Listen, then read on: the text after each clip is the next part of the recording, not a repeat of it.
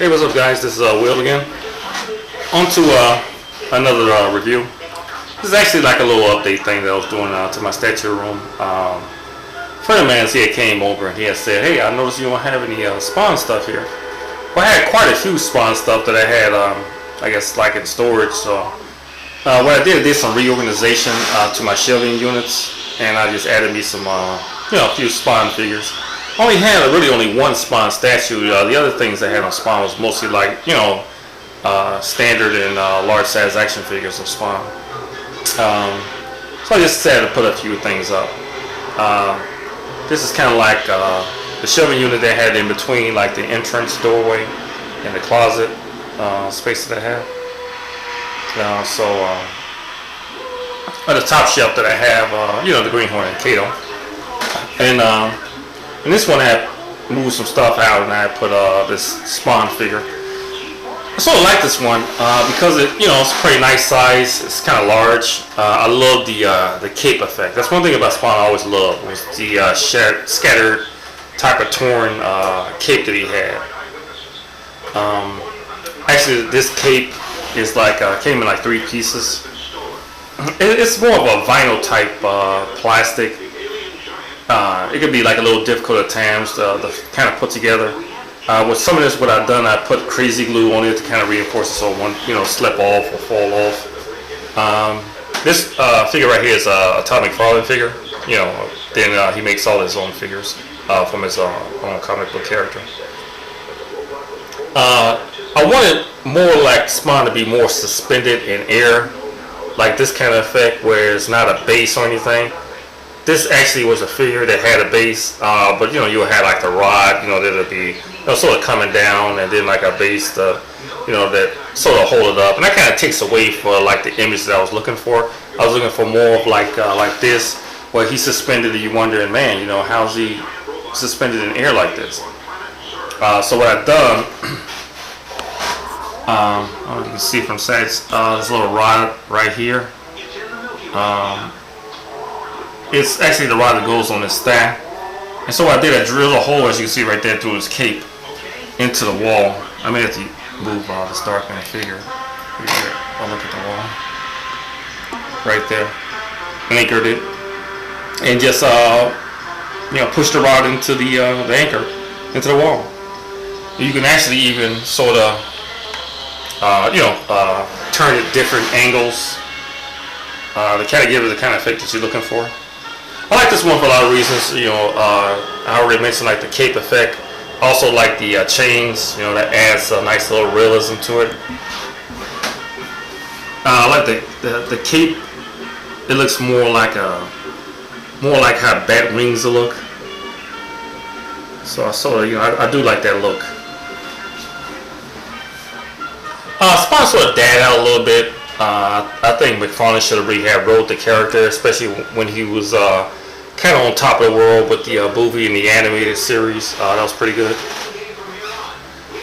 With this one also, it came with some bats, and you put the bats on these little rods things. But what I've done, I mounted the bats like on a tip of the cape, and I crazy glued it. As this one also as well. I've done the same thing. So I figure like looking off from it, it gives a nice little gothic type of look, eeriness. Also took one of the logos off and put it on the back of the wall. But I like logos to kind of go along with my figures also, or either the logo on the display base. See if I can get a nice little closer look at this figure.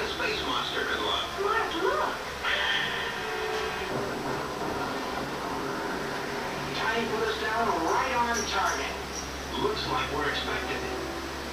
Stand by, Tiny. We found the giant. We may need your help. Thanks. But don't call us. We'll call you. Okay, let's move in on it. Keep low and out of sight.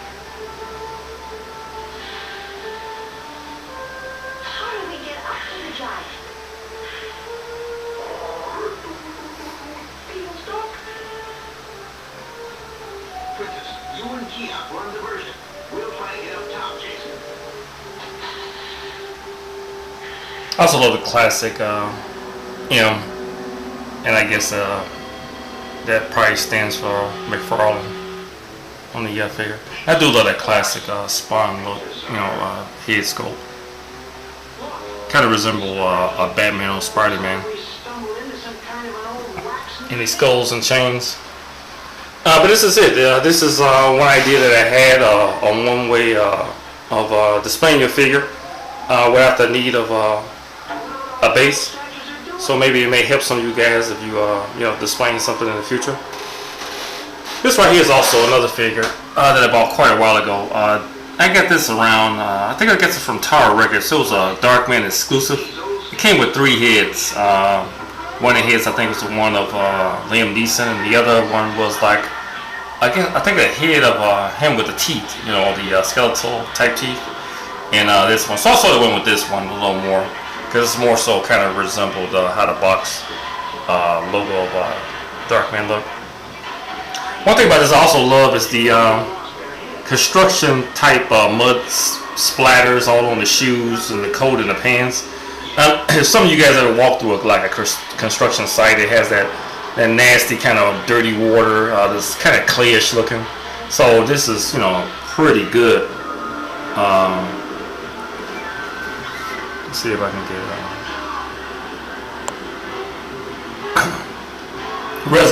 representation of the look of that, kind of dried out, clayish look, splash look. Also, through the little logo on it.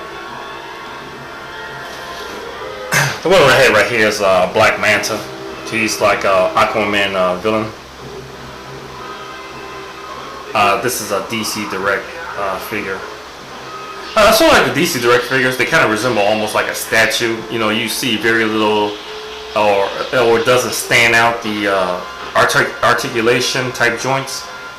So it can actually almost pass as an action figure. If they made it in a larger scale, it would actually be perfect. This is something else that I got from Sci-Fi Show. This is the old school Ultraman. This is more like a Japanese toy. And some of you guys remember, Special Man is kind of like more the first of that Power Rangers type of Chop Suey type shows. Kevin Spectreman was another one. I also have another one.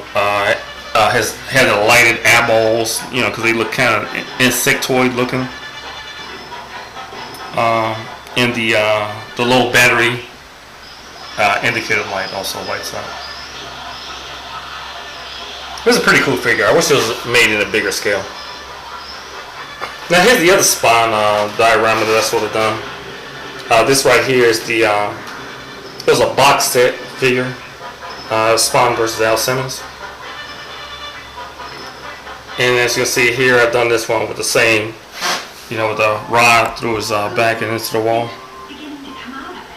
So it sort of had that effect of him in mid-flight coming down, trying to slash Spawn. Even though Al Simmons is Spawn, so it's more like I hadn't read this particular comic book. It's actually part of the McFarlane comic book cover scenes. This is actually the comic book right here. See if you can kind of get a look at it.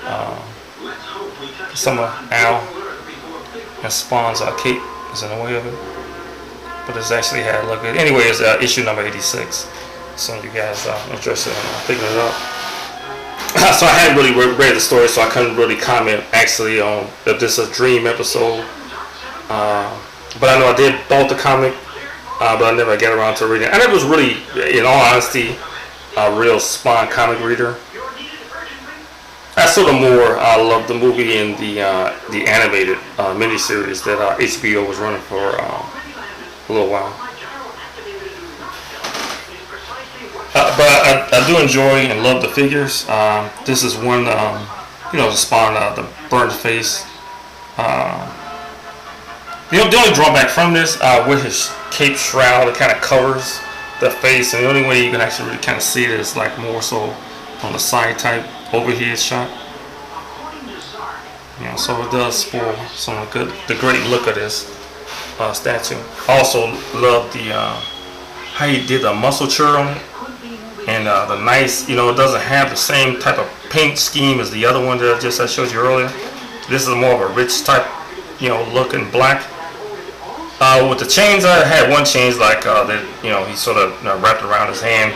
The other one, more so, he wrapped around Al Simmons' hand, like more so, you know, drawing him towards him. So that's kind of like the effect I sort of want to do. The base is actually excellent. It actually looks like a real, you know, ground type. You see, it's more like a cliff type of a base with stones sticking out of it, and more of a mud type, moss ground. I'm a big lover of base, especially you know, a well put together base. This is a nice one, especially for an action figure.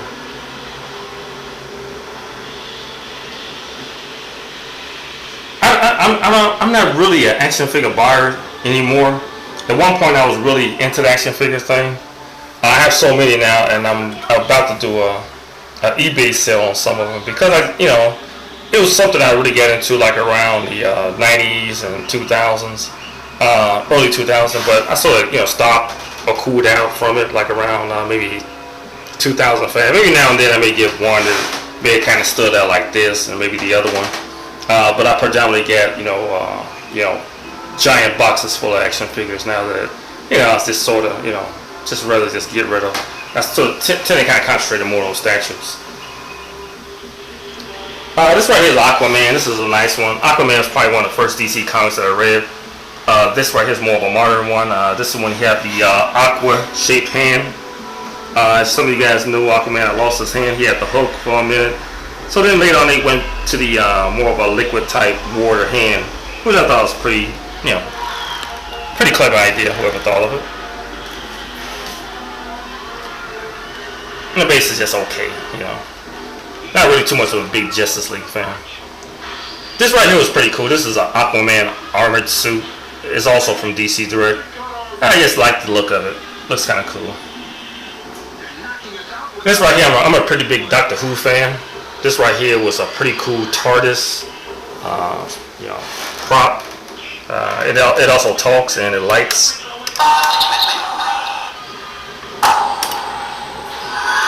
And I love that sound.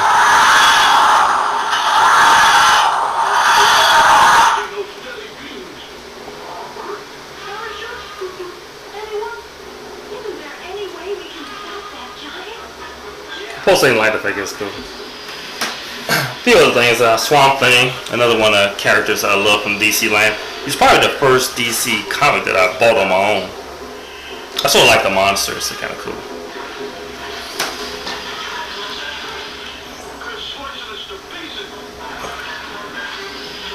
These right here is more like made by Mezco.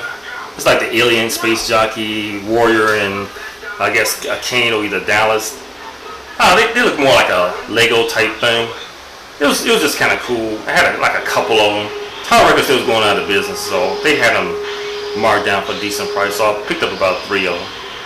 So I just put this here for the meantime to figure out somewhere else to put it. But it was some nice little detail. I'm not really big on these. I know some of the guys, they love the superhero ones like this. I thought it was like a little too kiddie, so I've never really been big on it.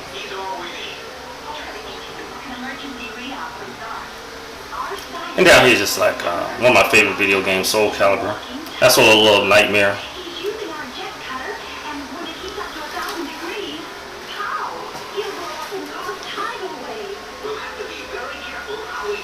Okay, show something else right quick.